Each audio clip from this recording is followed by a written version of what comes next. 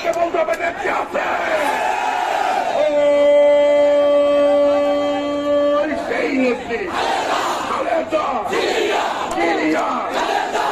সচিবের আগমন, শুভেচ্ছা স্বাগতম। টাঙ্গাইলের পক্ষ থেকে লাল গোলাপ শুভেচ্ছা।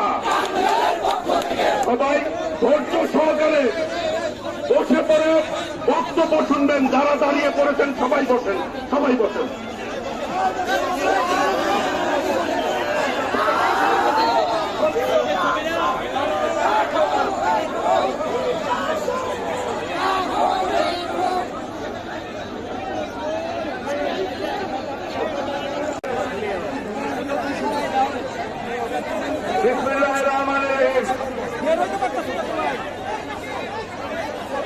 বাংলাদেশের সবচেয়ে জনপ্রিয় নেতা, বাংলাদেশের মানুষের হৃদয়ের মনে, বাংলাদেশের স্বাধীনতার মুহূর্তে অতন্ত্র প্রহরে গণতন্ত্রের আপসীন নেত্রী, সাবেক প্রধানমন্ত্রী দেশ নেত্রী বেগম খালেদা জিয়ার মুক্তি এবং তার সুচিকিৎসার জন্য বিদেশের উন্নত কেন্দ্রে পাঠানোর দাবিতে টাঙ্গাইল জেলা বিএনপি আয়োজিত আজকের এই বিশাল জনসমুদ্রের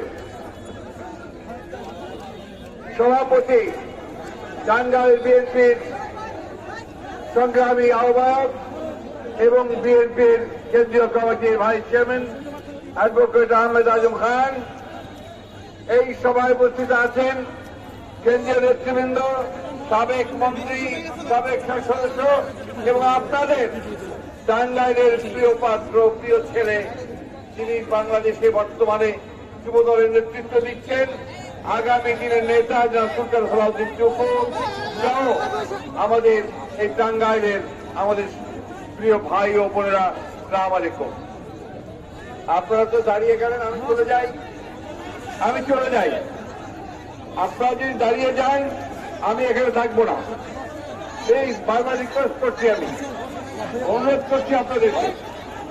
এখানে এতক্ষণ তো বসেছিল, বাবা তোমার ছাত্রদল করে না, বসো প্লিজ, একটু বসো প্লিজ।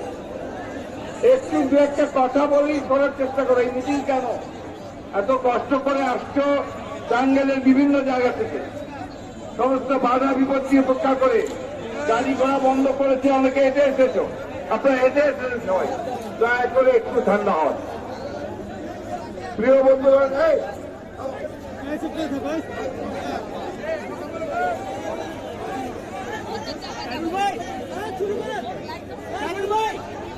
সবাই বসেন। আমরা আজকে এত কষ্ট করে সবাই এখানে কেন এসেছি? আমি ঢাকা থেকে সকাল 8টার সময় রওনা দিয়েছি। আপনারা সবাই অনেকে পায়ে হেঁটে এসেছেন। আজকে এই মিটিংটা কেন?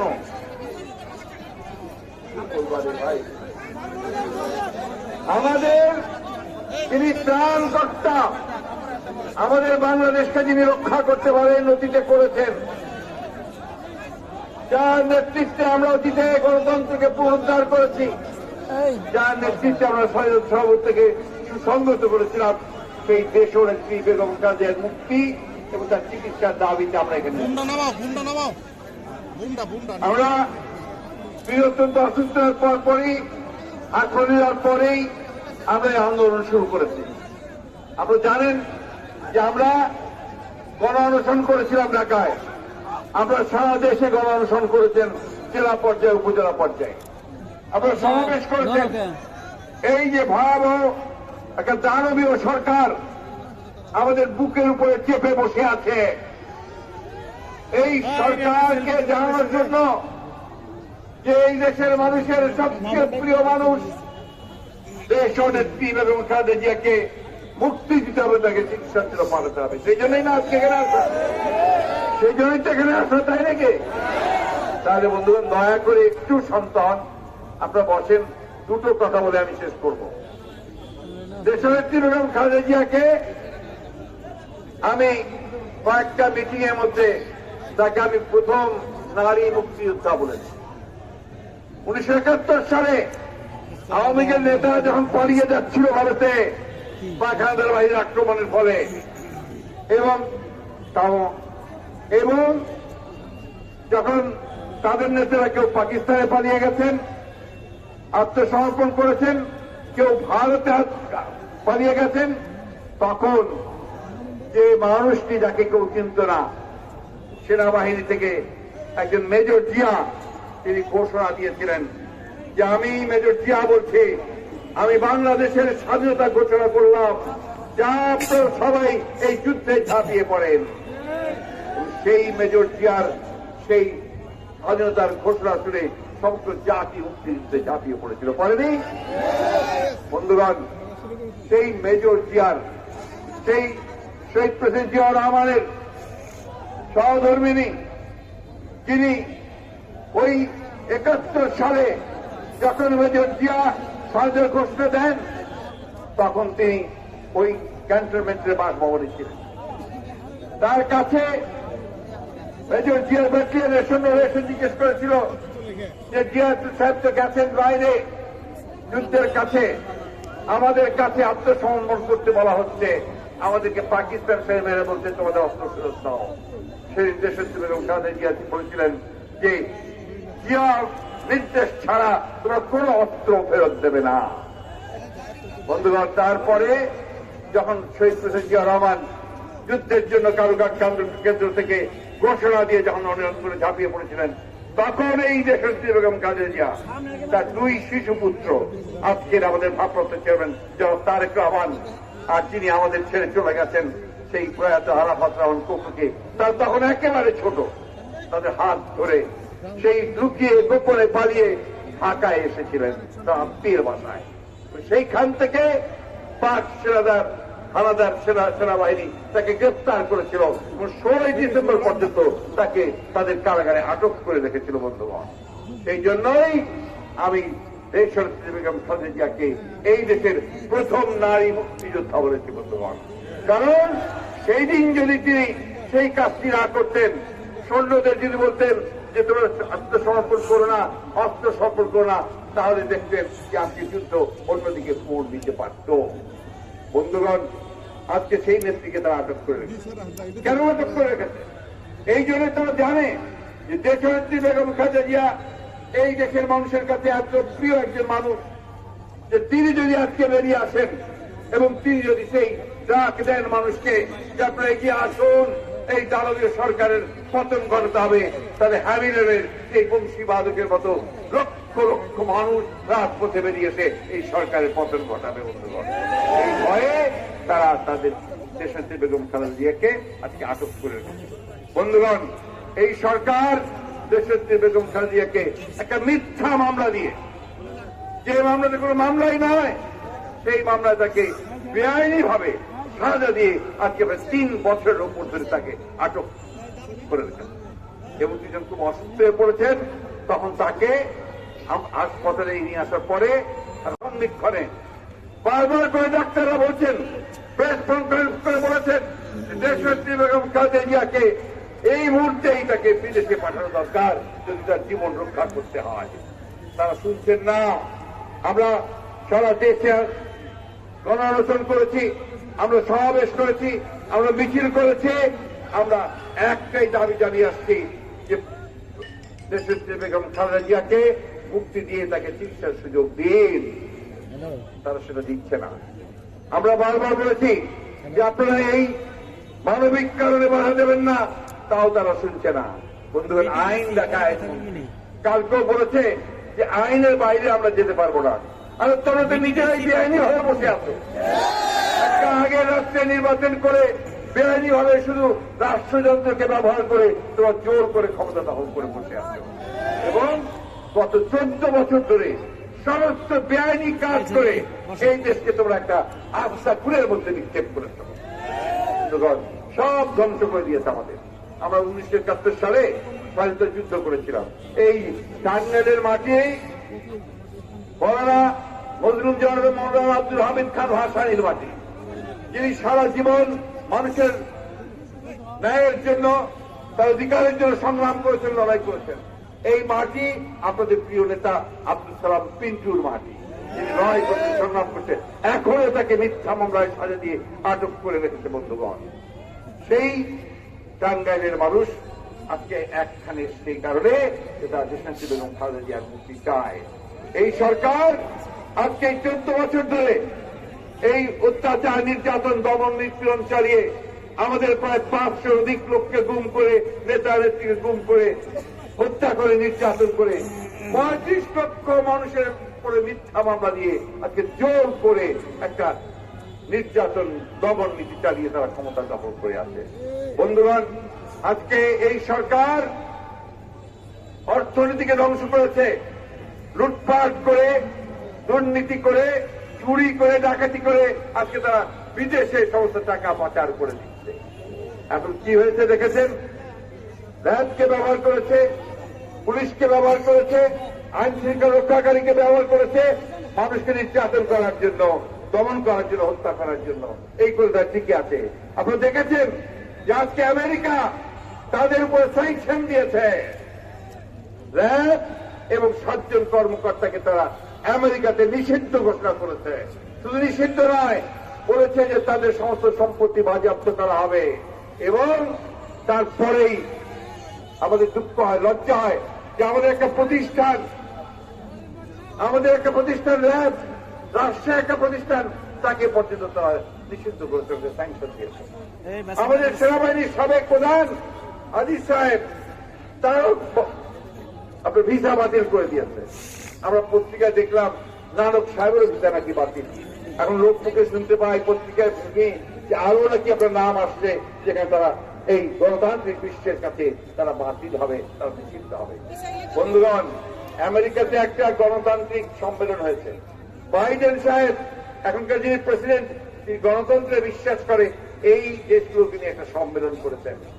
সেই সম্মেলনে ভারতের ডাক আছে, দাওয়াত এসেছে, নেপালের দাওয়াত এসেছে, শ্রীলঙ্কার দাওয়াত এসেছে, এমনকি পাকিস্তানের দাওয়াত এসেছে, বাংলাদেশের দাওয়াত আসে নাই।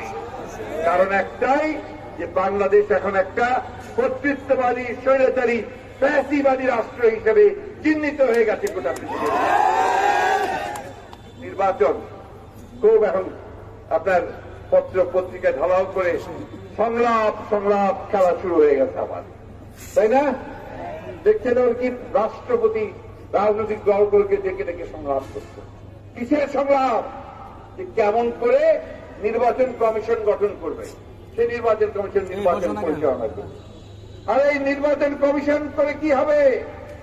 যে সরকার আছে, সে সরকারই তো এই নির্বাচনকে ধ্বংস করে দিয়েছে, তারা নির্বাচন ব্যবস্থাকে ধ্বংস করে দিয়েছে। এই আওয়ামী লীগ যতক্ষণ সরকারে থাকবে ততক্ষণ নির্বাচন কমিশন করে কোনো লাভ হবে না। আমরা খুব পরিষ্কার করে সেই জন্য বলতে চাই যে নির্বাচন খেলা করে লাভ হবে না, সংলাপ করে কোনো লাভ হবে না। ইংরেজিতে একটা কথা আছে আপনার, ওল্ড ওয়াইন ইন নিউ বোতল, অর্থাৎ পুরনো জিনিস আবার নতুন বোতলের মধ্যে দিয়ে দেখানো, সেটা করে কোনো কাজ হবে না। আমরা ওই কথা শুনতে চাই না। আমরা যে কথা খুব পরিষ্কার করে বলতে চাই, এটা প্রমাণিত হয়ে গেছে যে নির্বাচনকালীন সময়ে যদি নিরপেক্ষ সরকার না থাকে, তার নির্বাচন কোনদিন সুষ্ঠু অবাধ হতে পারে না। আমাদের অভিজ্ঞতা 14 নির্বাচন, আমাদের অভিজ্ঞতা 18 নির্বাচন, আমাদের অভিজ্ঞতা এখন যে স্থানীয় সরকার নির্বাচন হচ্ছে, ইউনিয়ন পরিষদ, পৌরসভা নির্বাচন, সবখানে আমরা দেখছি যে সরকার যদি ওরা তারা জোর করে সমস্ত ফলাফল তাদের দিকে নিয়ে চলে যাচ্ছে, তাই না? তাহলে নির্বাচন করে কোনো লাভ আছে? এই সংলাপ করে কোনো লাভ আছে? তাদের সমস্যার সমাধান এক জায়গাতেই। সেই সমাধানটা কি? সেই সমাধান হচ্ছে যে নির্বাচনের সময়ে একটা নিরপেক্ষ সরকার দিতে হবে, যেটাকে আমরা তত্ত্বাবধায়ক সরকার বলি, কেয়ারটেকার সরকার। আর পদত্যাগ করতে হবে এই সরকারকে পদত্যাগ করে কেয়ারটেকার গভর্নমেন্টকে দিয়ে তার অধীনে নির্বাচন কমিশন গঠিত হবে জনগণের দ্বারা। সেই নির্বাচন কমিশনের মাধ্যমে এই নির্বাচন অনুষ্ঠিত হবে। বন্ধুগণ, আমাদের বিরাট সংকট, এই সংকট বিএনপির নয়, খালেদা জিয়ার নয়, এই সংকট টুকুর নয়, বা আমাদের আজম সাহেবের নয়। এই সংকট আজকে সমগ্র জাতি। আমরা 1971 সালে স্বাধীনতা যুদ্ধ করেছিলাম। কেন করেছিলাম? একটা স্বাধীন বাংলাদেশ, একটা মুক্ত বাংলাদেশ, যেখানে আমরা কথা বলতে পারবো, যেখানে আমাদের মত প্রকাশ করতে পারবো, যেখানে আমরা সভা সমিতি করতে পারবো। আজকে এই সভা করার আগে কালকে রাত 1টা পর্যন্ত আমাদের নেতৃবর্গকে এখানে ট্রেন দরবার করতে হয়েছে। একবার এই মাঠে দেয়, একবার ওই মাঠে দেয়, আরেকবার ওই মাঠে দেয়, সে সেইখানে দিয়েছে। আপনাদের গাড়ি ঘোড়া বন্ধ করে দিয়েছে। কেন? এত ভয় কিসের? আপনারা যদি এতই জনপ্রিয় হন, আপনারা যদি এতই জনগণ আপনাদেরকে ভালোবাসে, প্রধানমন্ত্রী বারবার বলতে থাকেন যে এত আমরা উন্নয়ন করেছি, এত মানুষের সমস্ত অত্যন্ত আনন্দে আছে, সুখে আছে। বন্ধুগণ, আমি তাদেরকে আহ্বান জানাবো, দেওয়ালের লিখেন পড়ুন, এই আমাদের জনগণের মুখের চোখের ভাষা পড়তে শিখুন। আপনার 10 টাকা কেজি চাল খাবে বলেছিলেন, বলে নাই? এখন 70 টাকায় চাল। আপনাদের তেলের দাম বেড়েছে, ডালের দাম বেড়েছে, শাকসবজির দাম বেড়েছে, সারের দাম বেড়েছে। বলেছিল বিনা পয়সায় সার দেবে, এখন সারের দাম বাড়ে নাই? বলছিল ঘরে ঘরে চাকরি দেবে, সেই চাকরি আপনারা পেয়েছেন? পায় 20 লক্ষ টাকা 25 লক্ষ দিলে চাকরি দেয়, সেটা আওয়ামী লীগের লোক হলেই চাকরিটা দেয়, তাই না? বন্ধুগণ, এই অবস্থায় কি আমরা থাকতে দিতে চাই? আমরা কি দেশত্রী বেগম খালেদাকে বিনা চিকিৎসায় হাসপাতালে ঢুকে মরতে দিতে চাই? আমাকে ওই নির্বাচিত হয়ে বিদেশের মাটিতে দেখতে দিতে চাই? আমরা কি আমাদের 35 লক্ষ মানুষ যাদের বিরুদ্ধে মিথ্যা মামলা হয়েছে তাদেরকে মুক্ত করতে চাই না? আমরা আমাদের আব্দুল সালাম পিন্টুকে মুক্ত করতে চাই না? তাহলে বন্ধুগণ, এখন আমাদের একটাই কাজ, আমাদের নিজেদেরকে ঐক্যবদ্ধ হতে হবে এবং দুর্বল গণ আন্দোলনের মধ্য দিয়ে এই ভয়াবহ যে দানব আমাদের বুকের উপর চেপে বসে আমাদের সমস্ত আশা আকাঙ্ক্ষা স্বপ্নকে চুরমার করে দিচ্ছে, তাকে সরাতে হবে। বন্ধুগণ, জনগণের সরকার প্রতিষ্ঠা করতে হবে। আমরা সরকারকে বলে দিতে চাই, অবিলম্বে দেশনেত্রী বেগম খালেদা জিয়ার কে মুক্তি দিন এবং তার সুচিকিৎসার জন্য বাইরে যাওয়ার ব্যবস্থা করুন। অন্যথায় সমস্ত দায় দায়িত্ব আপনাদেরকে বহন করতে হবে এবং জনগণের দুর্বল গণ আন্দোলনের মধ্য দিয়ে আপনারা পালাবার পথ খুঁজে পাবেন না। বন্ধুগণ, আজকে আমাদের সারা দেশে 8টি জেলায় আমাদের এই কর্মসূচি ছিল। আপনারা কেন আমাকে কর্মসূচির কথা বলেছেন? কর্মসূচি তো আমরা করছি, আমরা ধীরে ধীরে কর্মসূচি করছি। আপনারা ফুটবল খেলোয়াড়দের দেখছেন না? ফুটবল খেলা শুরু হওয়ার আগে কি করে? একটু দৌড়াদৌড়ি করে না? এটাকে কি বলে? ওয়ার্ম আপ করা বলে। ওয়ার্ম আপ, আমরা ওয়ার্ম আপ করছি। দেখে যান এই টাঙ্গাইলের মাটিতে এত বাধা বিপত্তির পরেও আজকে হাজার হাজার লক্ষ মানুষ এখানে উপস্থিত হয়েছে। বন্ধুগণ, বাধা দিয়ে লাভ হবে না। আজকে আমি কিছুক্ষণ আগে খবর পেয়েছি হবিগঞ্জে বাধা দিয়েছে, পুলিশ বাধা দিয়েছে। আমরা সরকারি কর্মকর্তা, পুলিশ বাহিনীর সদস্য, আইন শৃঙ্খলা রক্ষাকারী বাহিনীর সদস্যদের কাছে বারবার করে বলতে চাই, এখনো বলছি, আবারও বলছি, আপনারা কোন ব্যক্তি বা কোন দলের কর্মকর্তা কর্মচারী নন। আপনারা এই দেশের জনগণের কর্মকর্তা কর্মচারী এবং আপনারা প্রজাতন্ত্রের কর্মচারী। কোন বিশেষ দল বা বিশেষ ব্যক্তিকে রক্ষা করার দায়িত্ব আপনাদের নয়। এই সংবিধানকে মেনে আমাদের যে জনসভা করার অধিকার আছে, কথা বলার অধিকার আছে, মত প্রকাশের স্বাধীনতা অধিকার আছে, তাকে ইমপ্লিমেন্ট করার জন্য আপনারা অবশ্যই আপনাদের দায়িত্ব পালন করবেন, সেটাকে ভঙ্গ করবার জন্য নয়। হবিগঞ্জে আজকে যে বিনা উস্কানিতে জায়গা দেয় নাই মিটিং এর, ডক্টর খন্দকার মোশাররফ সাহেব ছিলেন, জনাল আবেদীন ফারুক সাহেব ছিলেন, আমাদের আরো নেতৃবর্গ ছিলেন, তাদেরকে আজকে তাদের উপর যখন তারা আমাদের সেখানকার আহ্বায়ক গৌস সাহেবের বাসার সামনে মিটিং শুরু করেছিল, সেখানে পুলিশ আক্রমণ করে নির্বিচারে সেখানে গুলিবর্ষণ করেছে, সেখানে আমাদের নেতা কর্মীরা আহত হয়েছেন। বন্ধুগণ, এমনকি হবিগঞ্জের ছাত্রদল যে সাংগঠনিক সম্পাদক, সেও গুলিবিদ্ধ হয়েছে। এটা করে পার পাবেন না, জনগণ আপনাদেরকে ছাড়বে না। জনগণের অধিকার অবশ্যই জনগণ আদায় করে নেবে। বন্ধুগণ, সব শেষে যে কথা বলতে চাই আপনাদের কাছে, আজকে আমি এই কারণে এসেছি, আমরা যে আমরা সমগ্র দেশে জনগণের কাছে যাচ্ছি, এরপর পর জেলাগুলোতে আমাদের মিটিং আছে, সেই মিটিং আমরা করছি। আমরা আগে ঐক্যবদ্ধ হব এবং আসুন, এই দেশ রক্ষার দায়িত্ব আমাদের, এই মাটিকে রক্ষা করার দায়িত্ব আমাদের, সংবিধানকে রক্ষা করার দায়িত্ব আমাদের, আমাদের মানুষের জীবন, তার সম্পদ রক্ষা করার দায়িত্ব আমাদের, তার অধিকার রক্ষা করার দায়িত্ব আমাদের, দেশ ও নেত্রীকে রক্ষা করবার দায়িত্ব আমাদের, আমাদের ভারপ্রাপ্ত চেয়ারম্যান তারেক রহমান সাহেবকে দেশে ফিরিয়ে আনার দায়িত্ব আমাদের। আসুন, আজকে আমরা সবাই ঐক্যবদ্ধ হই। এই ঐক্যবদ্ধ হয়ে আমরা দুর্বার গণ আন্দোলন করে তুলি। সেই গণ আন্দোলনের মধ্য দিয়ে এই ভয়াবহ দানবীয় সরকারকে পতন ঘটিয়ে সত্যিকার অর্থেই একটা নিরপেক্ষ নির্বাচনের মধ্য দিয়ে, তত্ত্বাবধায়ক সরকারের নির্বাচনের মধ্য দিয়ে আমরা একটা সরকার গঠন করব, যে সরকার আমাদেরকে একটা অবশ্যই জনগণের সরকার হবে এবং দেশের থেকে আমরা মুক্ত করতে সক্ষম হব। আপনাদের সকলকে আজকে এখানে এত কষ্টের মধ্যে আপনারা এসছেন, সেই জন্য ধন্যবাদ জানিয়ে আমার বক্তব্য শেষ করছি। আসসালামু আলাইকুম, খুদা হাফেজ। বাংলাদেশ জিন্দাবাদ, বাংলাদেশ জাতীয়তাবাদী দল জিন্দাবাদ, টাঙ্গাইল জেলা বিএনপি জিন্দাবাদ, শহীদ জওহর দেশাত্মক